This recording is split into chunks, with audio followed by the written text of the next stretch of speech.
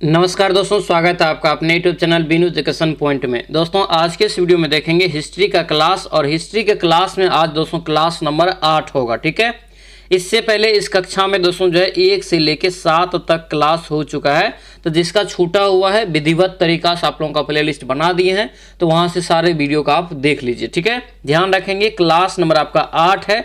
अभी हम लोग यहाँ पे एंशिएंट हिस्ट्री पढ़ रहे हैं, और ये ध्यान रखना है ये अंतिम आपका क्लास होगा, क्योंकि प्रहार बैच आपको दोस्तों 16 तारीख से शुरू हो जाएगा। ठीक है, तो सभी लोग वीडियो को शुरू से लेकर लास्ट तक अच्छे से देखेंगे और समझने का सभी प्रश्नों को कोशिश करेंगे। ठीक है, और सबसे पहले एक जरूरी सूचना, क्लास दोस्तों जो है शुरू करने से पहले थोड़ा सा जो है आप लोग का समय लेंगे और थोड़ा सा ध्यान अगर पूर्वक सुनेंगे तो आप ही लोग का ये फायदा का चीज रहने वाला है। ठीक है, देखिए बिहार पुलिस कांस्टेबल सभी को पता है कि न्यू भर्ती दोस्तों 19,838 पद आ गया है, जिसका ऑनलाइन 18 मार्च से शुरू हो रहा है। ठीक है, इसीलिए आप लोगों के लिए बेहतरीन बैच लाए हैं, एकदम दोस्तों जो है सिलेबस और एकदम एग्जाम के पैटर्न के आधार पे।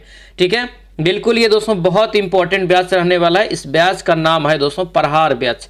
क्या नाम है? प्रहार बैच, इस जो है बैच का नाम रखा गया है। अभी दोस्तों ध्यान रखना, बहुत ही बेहतरीन मौका है आपको कि आज ही जुड़े प्रहार बैच से और अपना सपना दोस्तों यहाँ से पूरा करें वर्दी का। ठीक है, और वर्दी लेके रहेंगे। इस प्रहार बैच से अगर आप जुड़ जाएंगे तो आप 100% निश्चित हो जाइए कि आपका रिजल्ट होगा। ठीक है, उसके लिए हमको जितना मेहनत करना पड़ेगा हम करेंगे। ठीक है, देखिए अभी इस ब्याज का फीस दोस्तों 350 रुपया है। ठीक है, लेकिन अभी होली का जो है धमाका ऑफर चल रहा था, इसीलिए बहुत आदमी का दोस्तों डिमांड आया था, क्योंकि देखिए ये ऑफर आप लोगों को 14 तक ही था, तो एक दिन के लिए और बढ़ाया जा रहा है, यानी कि आज भर, आज यानी कि 15 तारीख तक, यानी कि आज भर दोस्तों ये ऑफर आपका फिर से रहेगा। ठीक है, यानी कि 250 में आपको आज भी ये ऑफर में यानी कि मिल जाएगा बैच। हालांकि 16 तारीख से आपका ऑफर जो है खत्म हो जाएगा। 16 तारीख से ये बैच ओनली आपको 350 में ही मिलेगा। कंप्लीट वीडियो इसका बना दिए थे प्रहार बैच से रिलेटेड, तो वहां पे आप जाके उस वीडियो को जरूर देख लेंगे और समझ लेंगे क्या क्या चीज आपको प्रहार बैच में मिलने वाला है। और इतना वादा करते हैं, अगर प्रहार बैच से आप जुड़ जाएंगे ना तो 100% सफलता कन्फर्म समझिए। ठीक है, क्योंकि इसके प्रति मेरा जो है जी जान समर्पित होने वाला है। इसमें जितना मेहनत करना पड़ेगा, जो चीज़ पढ़ाना पड़ेगा आपके पढ़ाई के लिए, यानी कि आपकी एग्जाम पास करने के लिए, सारा चीज़ हम करने वाले हैं विधिवत तरीका से। प्रहार बैच में आप लोगों का जो है पूरा डिटेल्स वीडियो आप लोगों को लाया गया था, जिसको आप अगर नहीं देखे तो वहां से जाके आप एक बार देख लीजिए प्रहार बैच में क्या क्या मिलने वाला है। ठीक है, तो जो भी लेना चाहते हैं इस नंबर पे आप व्हाट्सएप मैसेज करना, सर हमको प्रहार बैच चाहिए। ठीक है, प्रहार बैच में आपको दोस्तों जो है बैच चाहिए तो उधर से आपको स्कैनर भेजेगा, या उस पर आपको जो है फ़ोन पे नंबर या जो भी भेजेगा उस डिटेल पे आप जो है पेमेंट करके अपना नाम और जिला लिख के भेज देंगे, फिर आपको प्रहार बैच जो है मिल जाएगा। ठीक है, इसके लिए कोई एप्लीकेशन भी डाउनलोड नहीं करना है, और आपका जो है व्हाट्सएप में ही चलेगा, ये भी आप लोगों को ध्यान रखना है। ठीक है, तो जुड़ जाएंगे प्रहार बैच से और 100% जो है आप वर्दी का सपना पूरा करेंगे। चलिए अब दोस्तों जो है क्लास को शुरू करते हैं। ठीक है, सबसे पहली बात ध्यान रखना, एंशिएंट हिस्ट्री भी आप लोगों का आज यहाँ पे खत्म कर रहे हैं। ठीक है, और यहाँ से ये क्लास भी आपका खत्म हो जाएगा। हालांकि इसी टाइम पे आप लोगों का प्रहार बैच का क्लास शुरू हो जाएगा। ठीक है, ध्यान दीजिए यहाँ पे देखिए ये आपका 401 नंबर प्रश्न है, तो जो नए स्टूडेंट होंगे तो डायरेक्ट तो ये समझ में नहीं आएगा, क्योंकि ये 400 नंबर तक क्वेश्चन का ही जो है आपको डिस्कशन करवा दिए हैं। ठीक है, तो 1 से लेकर 7 तक क्लास का प्लेलिस्ट बना हुआ हिस्ट्री का, अगर आप उसे अच्छे से देख लेंगे तो एंशिएंट हिस्ट्री भी आप लोगों का कवर हो जाएगा। ठीक है, चलिए अब दोस्तों यहाँ पे जो है शुरू करते हैं। सभी लोग जो है ध्यानपूर्वक अच्छे से वीडियो को देखेंगे और सभी लोग इस वीडियो को लाइक कर देंगे। चलिए, 4 वेदों में देखिए कह रहे हैं कि एक जादुई माया और वशीकरण का वर्णन किस वेद में मिलता है। तो देखिए चतुर्थ वेद जो है दोस्तों कौन सा है? तो अथर्ववेद है। कौन सा है? अथर्ववेद में आपको क्या है? तो जादू टोना का जो है वर्णन है। ठीक है, वाशीकरण का वर्णन है, चिकित्सा का वर्णन है, ठीक है, मेडिसिन्स का वर्णन है। इन सभी चीज़ों का वर्णन आपको अथर्ववेद में मिलता है, सबसे नवीनतम भी माना जाता है वेद में। ठीक है, मुख्य रूप से 4 जो वेद आपका होता है, सबसे प्राचीन वेद आपका क्या होता है? तो ऋग्वेद होता है। ठीक है, इसमें टोटल 10 मंडल हुए और ऋचाएं जो आपका 1028 हुआ। ठीक है, याद रखना इसके तीसरे मंडल से बहुत बार एग्जाम में क्वेश्चन पूछा जाता है, क्योंकि तीसरे मंडल में ही क्या है? ऋग्वेद के तीसरे मंडल में ज्ञात्री मंत्र का उल्लेख मिलता है। ठीक है, अब प्रश्न ये भी मन में आ रहा होगा कि ज्ञात्री मंत्र की रचना किसने किया है? तो याद रखना ज्ञात्री मंत्र की रचना विश्वामित्र के द्वारा किया गया है। ठीक है। तो ये पॉइंट सब होता है जो कि बहुत ज़्यादा इंपॉर्टेंट एग्जाम के पॉइंट ऑफ व्यू से ध्यान रखेंगे। यजुर्वेद में क्या है, तो आपको यज्ञ जो है आपको यानी कि इसमें मिलेगा यज्ञ की व्यवस्था, ठीक है। सामवेद जो है एक संगीत का वेद जो है यहाँ पे कहा जाता है, ये भी यहाँ से ध्यान रखना, संगीत का वर्णन मिलता है। चलिए अगला प्रश्न यहाँ पे क्या करें कि प्राचीन जैन धर्म के संबंध में निम्नलिखित कथन में से कौन एक सही है, कौन यहाँ पे एक सही है, ये आपको यहाँ से दिया गया है, ठीक है। और अच्छे से यहाँ से पढ़ेंगे, इसका राइट आंसर हो जाएगा प्रथम शतक जो है ईस्वी पूर्व में जैन धर्म को कलिंग के राजा खारवेल का समर्थन मिला था, ये आपका क्या है, तो ये बिल्कुल आपका सही है, ठीक है। आंसर नंबर क्या हो जाएगा, सी आपका राइट आंसर होगा। चलिए अगला प्रश्न यहाँ पे देखिए क्या कर दिया यहाँ पे है कि कौन सा एक जो है अन्य तीन के समसामयिक नहीं है, क्या है, एक तीन यानी कि अन्य तीनों के जो है समसामयिक एक नहीं है, ठीक है। इसका राइट आंसर देखिए मिलिंद हो जाएगा, क्या होगा, मिलिंद हो जाएगा, ऑप्शन नंबर सी आपका दोस्तों राइट आंसर होगा, ठीक है। अगला यहाँ पे प्रश्न देखेंगे क्या पूछ रहा है, यहाँ पे दिया है कि दिल्ली की राजगद्दी पर अफगान के शासन का निम्नलिखित में से कौन सा एक सही कालानुक्रम है, कौन सा एक सही कालानुक्रम है, ये आपको पूछा गया और कई बार ये प्रश्न पूछा जाता है। सबसे पहले बहलोल लोदी, फिर इब्राहिम लोदी, फिर सिकंदर लोदी, ठीक है। ऑप्शन नंबर क्या होगा, ये डी आपका दोस्तों राइट आंसर हो जाएगा, डी यहां से आप याद रखेंगे। चलिए अगला यहाँ पे देखेंगे इलाहाबाद स्तंभ जो है शिलालेख निम्नलिखित में से किस एक से संबंधित है। इलाहाबाद स्तंभ शिलालेख दोस्तों याद रखना किससे संबंधित हो जाएगा, इसका राइट आंसर समुद्रगुप्त होगा, क्या होगा, समुद्रगुप्त से, ऑप्शन डी आप लोग याद रखेंगे, ठीक है। समुद्रगुप्त को भारत का नेपोलियन भी कहा जाता है और ये वीणा बजाते हुए सिक्का पे भी पाया गया है, तो ये भी यहाँ से पॉइंट पूछा जाता है। अगला यहाँ पे देखिए, और इस टाइप के प्रश्न भी ज्यादा पूछा जा रहा है, ठीक है। जब आपको प्रहार बैच का क्लास शुरू होगा ना, तो बहुत चीजें आपको उसमें देखने को मिलेगा, फैक्ट टू फैक्ट मिलेगा, फैक्चुअल क्वेश्चन मिलेगा, ठीक है। एकदम आपको समझा के चारों ऑप्शन को बता के सारा चीज डिटेल में जाके क्वेश्चन जब तक आप समझेंगे नहीं तब तक आपको छोड़ेंगे नहीं, क्योंकि प्रहार बैच जो ले लिया उसका रिस्पॉन्सिबिलिटी जो है मेरे ऊपर आ जाएगा, चाहे मुझे जितना पढ़ाना पड़े, जैसे समझाना पड़े वो समझा के हम उस बैच के तहत उसका रिजल्ट दिलाएंगे, ठीक है। इसीलिए हम फोर्स कर रहे हैं कि प्रहार बैच आप लीजिए, आपके लिए बहुत फायदामंद रहेगा, ठीक है। नहीं तो बाद में बहुत ज़्यादा पछतावा होगा, क्योंकि अभी शुरुआत से लेंगे, शुरुआत से आप उस चीज़ को समझते चले जाएंगे, क्योंकि ज़्यादा समय आपको एग्जाम में नहीं मिलेगा, बहुत से बहुत 3 से 4 महीना मिलेगा, जुलाई लास्ट और अगस्त में आपका 100% एग्जाम होगा इसका, ठीक है। तो इसलिए समय नहीं है, हम पूरा रणनीति के साथ आप लोगों को पढ़ाएंगे, सिलेबस हो, शायद जो भी चीज़ हो, प्रैक्टिस सेट हो, प्रीवियस ईयर क्वेश्चन हो, वीकली टेस्ट हो, सारा चीज़ आप लोगों को एक रणनीति के तहत हम पढ़ाएंगे, ठीक है। तो ये सब चीज़ आप यहाँ से ध्यान रख सकते हैं, प्रहार बैच आप आराम से ले सकते हैं निश्चिंत होके। चलिए हम क्वेश्चन देखेंगे क्या पूछा जा रहा है। देखिए यहाँ पे दिया है कि कथन पर विचार कीजिए, निम्नलिखित कथन पर विचार कीजिए, बताइए कि कौन सा सही है। ये लास्ट पॉइंट जरूर पढ़ना एग्जाम में भी, ठीक है। दक्षिण भारत के इक्ष्वाकु यहाँ पे जो है शासक बौद्ध मत के विरोधात्मक थे, बिल्कुल गलत है ये, ठीक है, विरोधात्मक नहीं थे, यानी कि ये गलत है। पूर्वी भारत के पाल शासक बौद्ध मत के समर्थक थे, बिल्कुल ये करेक्ट है, ठीक है, ये आपका सही है। ऑप्शन नंबर क्या हो जाएगा, ये केवल 2 सही, ऑप्शन नंबर बी आपका राइट आंसर हो जाएगा, ठीक है। आगे बढ़ेंगे, नेक्स्ट क्वेश्चन यहाँ पे है प्राचीन काल के भारत पर आक्रमण के संबंध में निम्नलिखित में से कौन सा एक जो है सही कालानुक्रम है, क्या है, सही कालानुक्रम आपको यहाँ पे है, ये आपका राइट आंसर होगा यूनानी शक कुषाण, क्या हो जाएगा, यूनानी शक कुषाण, यानी कि ऑप्शन नंबर जो है ए आपका बिल्कुल राइट आंसर हो जाएगा। आगे बढ़ेंगे, प्राचीन नगर तक्षशिला निम्नलिखित में से किनके बीच स्थित है, ठीक है। प्राचीन नगर तक्षशिला निम्नलिखित में से किनके बीच दोस्तों स्थित था, यहां से पूछा जा रहा है, तो याद रखने सिंधु और झेलम के बीच, क्या हो जाएगा, सिंधु और झेलम के बीच, ऑप्शन नंबर ए आपका दोस्तों राइट आंसर हो जाएगा। अगला यहाँ पर प्रश्न है कि निम्नलिखित में से किसने जो है राष्ट्रकूट सम्राट की नींव रखी थी।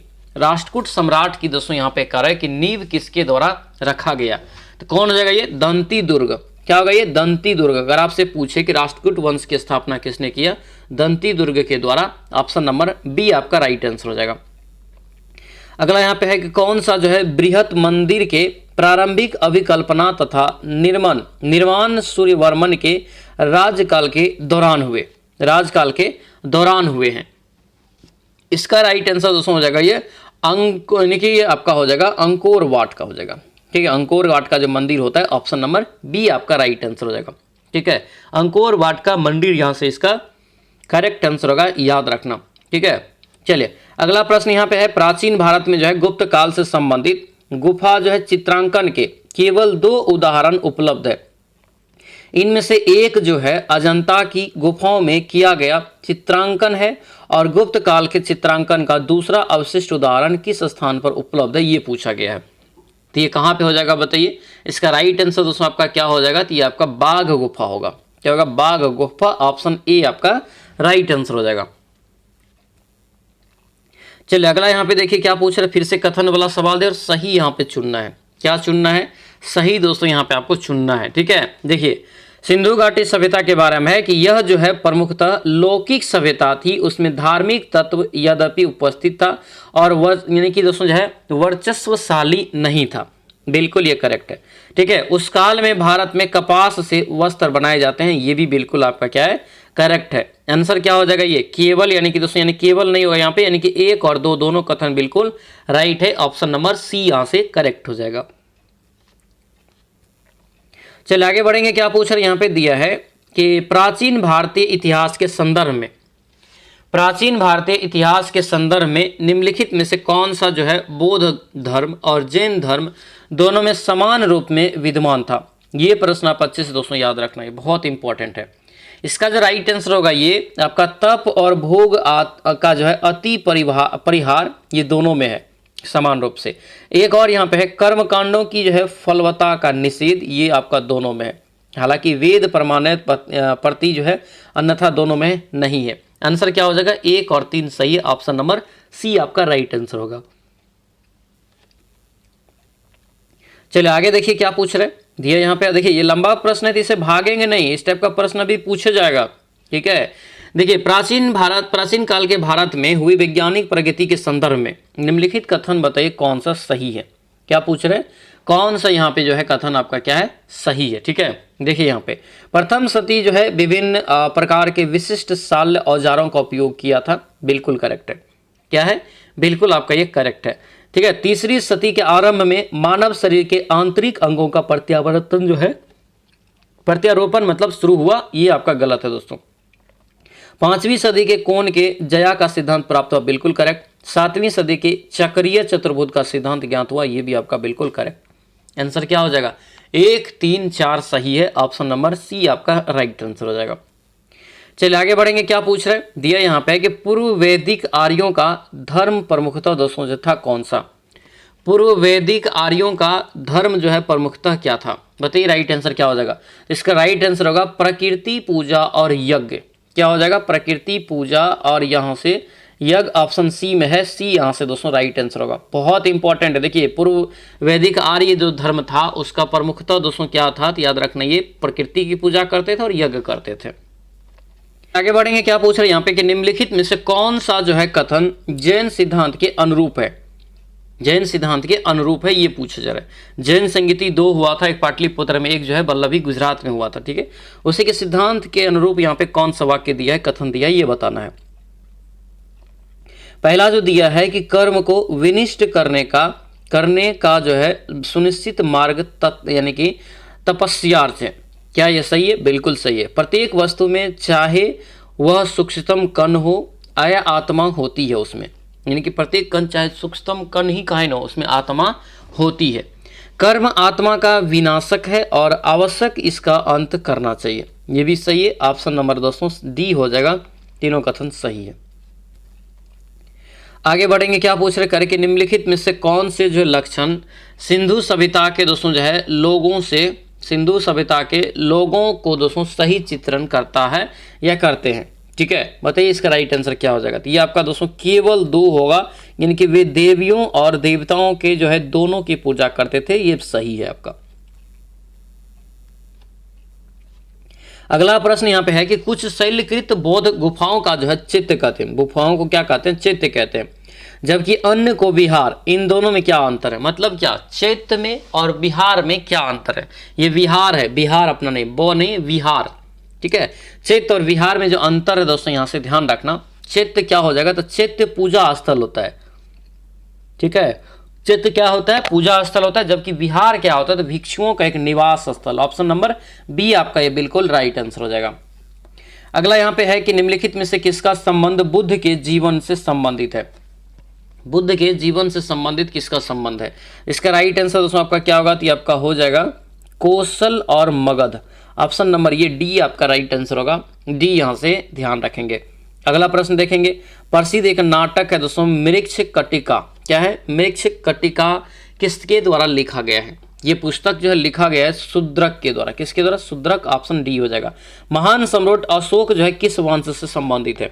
अशोक के बारे में तो मैंने कई बार बताया है कि ये मौर्य वंश के सम्राट थे, महान सम्राट, ठीक है। और ये भी पॉइंट मैंने बताया था कि बाद में इन्होंने इस वंश को छोड़ के इन्होंने बौद्ध धर्म को अपना लिया था, ठीक है। जिसके बाद आप सुने होंगे कि जो है इसका बेटा और बेटी जो है संघमित्रा, ये सभी क्या किया था, तो बौद्ध धर्म की प्रचार भी किया था। इसके लिए दिल्ली, इसके लिए श्रीलंका भेजा था, ठीक है। चलिए अगला यहाँ पे प्रश्न है, पूछ रहे कि किस वेद में तंत्र मंत्र जादुई सम्मोहन से जुड़े हुए जो है स्रोत सन्निहित है। शुरुआत में ही बताए थे ये प्रश्न, क्या हो जाएगा, ये अथर्ववेद, ऑप्शन नंबर ए हो जाएगा। अगला प्रश्न यहाँ पे देखेंगे, निम्नलिखित में से कौन सा विवाह जो है निकृष्ट कोटि का है। क्या है, निकृष्ट कोटि का है, तो क्या हो जाएगा, ये गंधर्व। क्या होगा, ये गंधर्व, यानी कि ऑप्शन नंबर बी आपका करेक्ट हो जाएगा। आगे बढ़ेंगे, क्या यहाँ पे, विद्यान समाप्त कर जो है घर लौटने का संस्कार क्या कहलाता है। घर लौटने का संस्कार जो दोस्तों कहलाता है क्या, तो याद रखना है, इसे कहते हैं समावर्तन। क्या कहते हैं, समावर्तन, ऑप्शन नंबर ए यहाँ से ध्यान रखेंगे। चलिए आगे बढ़ते हैं, क्या पूछ रहे करें कि अशोक का अपने शिलालेख में सामान्यतः जिस नाम से उल्लेख किया गया वह नाम कौन सा है। यानी कि शिलालेख में बताना है कि अशोक को किस नाम से जो है उल्लेख किया गया है, तो याद रखना है प्रियदर्शी, सभी लोग जानते होंगे प्रियदर्शी के नाम से। अगला यहाँ पे है कि अशोक के शिलालेख को सर्वप्रथम किसने पढ़ा था। अशोक के शिलालेख को सर्वप्रथम जो पढ़ा था जेम्स प्रिंसेप ने। किसने, James Prinsep, option number B आपका बिल्कुल करेक्ट आंसर हो जाएगा। चलिए आगे बढ़िए, क्या पूछ रहे करें कि मौर्य काल में जो है गुप्तचरों को क्या कहा जाता था। मौर्य काल में गुप्तचरों को क्या कहते थे, तो याद रखना, इसे संस्था भी कहते थे, गूढ़ पुरुष भी कहते थे और संचार भी कहते थे। आंसर क्या होगा, तो ये सभी हो जाएगा, ठीक है, ऑप्शन नंबर डी हो जाएगा। तो ये प्रश्न आपको एक तरह से फंसाने वाला दिया है। अब देखिए ऑल भी दे दिया है और ऑप्शन में पूछ रहा है कि क्या कहा जाता था, तो ये सभी चीजें कहा जाता था, इसीलिए इसका राइट आंसर डी आपका दोस्तों करेक्ट आंसर हो जाएगा। डी यहाँ से याद रखेंगे। चलिए आगे बढ़ते हैं, क्या पूछ रहे, सांची का स्तूप जो है किस शासक ने बनवाया था। सांची का स्तूप किस शासक ने बनवाया था। 428 का राइट आंसर ये अशोक हो जाएगा। क्या होगा, अशोक, यानी कि ऑप्शन नंबर बी आपका बिल्कुल राइट आंसर हो जाएगा। चलिए अगला यहाँ पे प्रश्न है कि अशोक के किस शिलालेख में उसकी कलिंग विजय का उल्लेख मिलता है। अशोक के किस शिलालेख में उसकी कलिंग विजय का दोस्तों उल्लेख मिलता है। कलिंग विजय दोस्तों याद रखना किस में है, तो ये 13वें शिलालेख में। किसमें, 13वें शिलालेख में, ऑप्शन नंबर ए आपका बिल्कुल राइट आंसर हो जाएगा, ठीक है। ये सभी आप अच्छे से ध्यान रखेंगे। अगला यहाँ पे है, पैमानों की खोज जो है यह सिद्ध कर दिया कि सिंधु घाटी सभ्यता के लोग माप तोल से परिचित थे। माप तोल संबंधित खोज कहाँ पर हुआ था, यानी कि सिंधु घाटी सभ्यता में माप तोल से संबंधित खोज कहाँ पर हुआ है, ये बताना है। इसका राइट आंसर क्या होगा, याद रखना, ये लोथल में, लोथल गुजरात में दोस्तों आपको ये नापतोल का जो है साक्ष्य मिला है। ऑप्शन नंबर डी आपका करेक्ट आंसर हो जाएगा।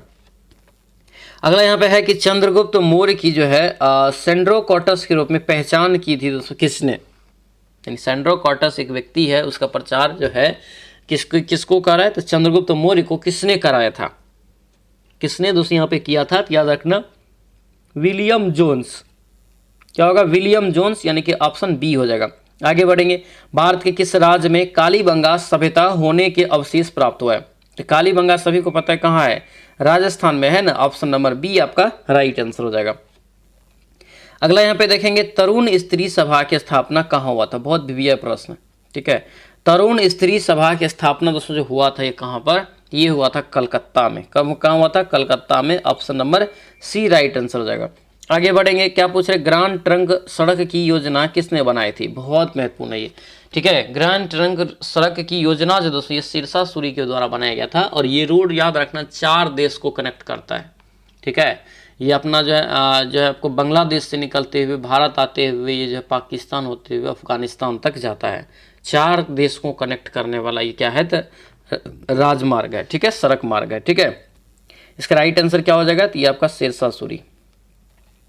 अगला प्रश्न यहाँ पे है कि 1519 में जो है बड़ी यहाँ पे जो है यानी कि 1519 में बाड़ी यानी कि धौलपुर इब्राहिम लोदी के नेतृत्व मियाँ मक्कान से जो है मक्कान ने शाही सेना के साथ राणा संगा के विरुद्ध क्या किया, तो किसकी पराजय हुआ, युद्ध में किसकी पराजय हुआ, यानी कि ये पूछा जा रहा है कि किसकी पराजय हुआ यहाँ पे। तो इसका राइट आंसर क्या हो जाएगा बताइए। तो ये दोस्तों आपका राइट आंसर इब्राहिम लोदी के नेतृत्व में मियाँ मकान शाही सेना को क्या किया, तो पराजित कर दिया। ऑप्शन नंबर क्या हो जाएगा, ए आपका राइट आंसर होगा। ठीक है, ये यहाँ से याद रखेंगे। अगला देखेंगे क्या पूछ रहे, 1517 में खतौली का युद्ध राणा संगा ने किसके साथ लड़ा था। खतौली का युद्ध कब हुआ, तो 1517 में। ठीक है, और ये पूछा जा रहा है कि राणा संगा ने किसके साथ युद्ध लड़ा था, क्या हो जाएगा इस राइट आंसर, याद रखना ये इब्राहिम लोदी के साथ। ऑप्शन नंबर ए आपका बिल्कुल राइट आंसर होगा। ए दोस्तों यहाँ से ध्यान रखेंगे। चलिए अगला प्रश्न यहाँ पे है कि महाराजा जो है यहाँ पे महाराणा है, महाराणा सांगा के राज्याभिषेक के समय, ठीक है, राज्याभिषेक जब हो रहा था महाराणा सांगा का, तो दिल्ली का शासक कौन था।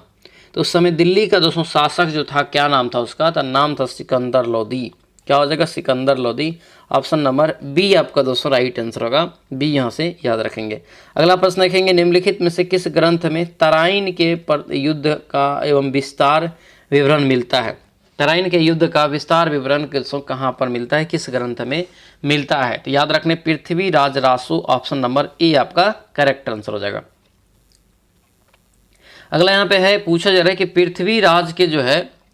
पृथ्वीराज के प्रथम सैनिक अभियान किसके विरुद्ध हुआ था। पृथ्वीराज के प्रथम सैनिक अभियान किसके विरुद्ध हुआ था, यह प्रश्न आपको यहाँ से पूछा गया है। इसका राइट आंसर क्या हो जाएगा यहाँ से, तो याद रखना उसके चचेरे भाई नागार्जुन से। ठीक है, नागार्जुन के विरुद्ध। ऑप्शन नंबर सी डी आपका राइट आंसर हो जाएगा। आगे बढ़ेंगे, क्या पूछ रहे करें कि भारत में किस युद्ध के बाद हमेशा के लिए मुस्लिम सत्ता स्थापित हो गया था। ठीक है, हो गई किस युद्ध के बाद। तो ये युद्ध का नाम क्या था ये बताना है। तो ये युद्ध का नाम था तराइन का द्वितीय युद्ध। तराइन का द्वितीय युद्ध, ऑप्शन नंबर डी आपका राइट आंसर होगा। ये भी प्रश्न बहुत वीवीआई लग रहा है। ठीक है, इससे आप अच्छे से ध्यान रखेंगे। मोहम्मद गौरी ने जो है भारत के कई विविध क्षेत्रों का जो है प्रशासन किसको सौंपा था, मोहम्मद गौरी के द्वारा। तो ये जो सौंपा गया था दोस्तों, याद रखना कि इसको, तो ये आपका राइट आंसर कुतुबुद्दीन ऐबक। ठीक है, ऑप्शन नंबर क्या होगा, ए आपका करेक्ट आंसर हो जाएगा। चलिए अगला यहाँ पे प्रश्न देखेंगे, तराइन का मैदान वर्तमान में किस राज्य का हिस्सा है। बहुत इंपॉर्टेंट है। तराइन का युद्ध पहला दूसरा तीसरा सब लोग जानते हैं, लेकिन ये तराइन का मैदान है कहाँ पे, इसे लिख लेना, याद रखेंगे दोस्तों आपका कहाँ पे होगा। तो ये हो जाएगा करनाल जिला में, हरियाणा में। कहाँ, ये करनाल जिला के हरियाणा में। ऑप्शन नंबर बी आपका बिल्कुल करेक्ट आंसर हो जाएगा। अगला प्रश्न यहाँ पे है, कौन सा युद्ध जो है भारतीय इतिहास में मील का पत्थर सिद्ध हुआ। मील का पत्थर जो है सिद्ध हुआ था, तराइन का दूसरा युद्ध।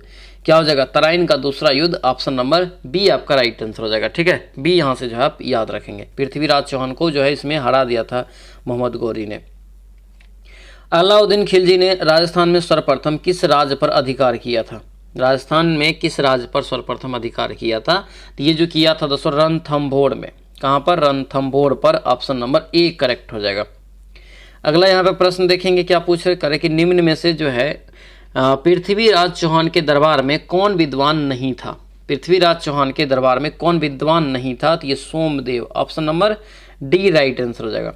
आगे बढ़ेंगे, क्या पूछ रहे दिया यहाँ पे है कि 1191 में जो है तराइन का पहला युद्ध किसके मध्य हुआ था।